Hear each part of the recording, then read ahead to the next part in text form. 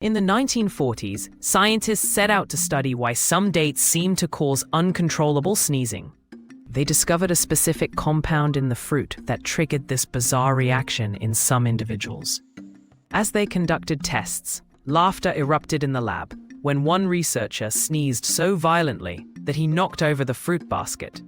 Surprisingly, these findings led to wider questions about allergies and food sensitivities.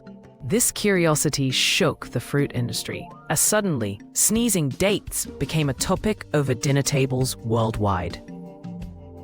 Have you ever experienced a strange food reaction that left you wondering,